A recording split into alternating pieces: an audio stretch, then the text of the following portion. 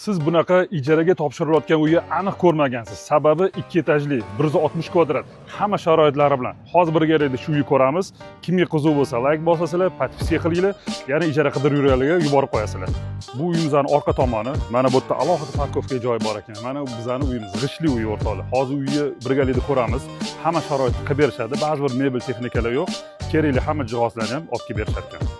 Hovlisini qarang, hovlisiga baho bering, hamma yoq archazor, chiroyli, yangi novostroykadan ekan. Keling birgalikda podyezdlarga kirib, uy ichiga kiramiz. Keling mana, koridorlarimiz ham juda katta, oppoqqina yorug' ekan.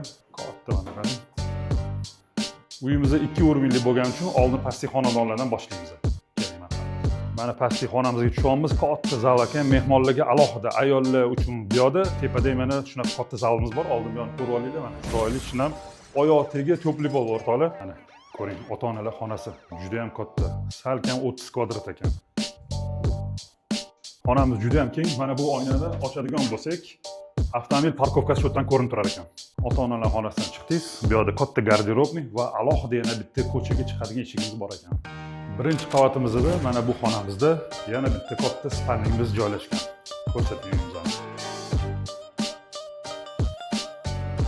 Ota-onalar xonasidan chiqdingiz, mana katta oshxonamiz. Qarang, hamma sharoitlari bor ekan. Konditsionerlargacha, balandligi ham juda ham baland ekan. Mana umumiy sanuzulimizni ko'ringlar, juda ham chiroyli, katta, yaxshi qilingan ekan. Sanuzuldan chiqqaningizdan keyin mana yana bitta katta zalimiz bor ekan. Keling, zalni ko'rsak, muzdekkina, qishda oyoq tagiga to'pli pol bo'lar ekan. O'rtoqlar, bu uyimiz arenda 1500 dan 1200 dollarga tushishgan. Sababi yaxshi insonlar bo'lsin, uzoq muddatga tursin deb narxni tushirishgan. Kimga shu arenda qiziq bo'lsa, joyimiz Yunusobod 3-kvartal, shundoq Megaplan ro'parasida joylashgan.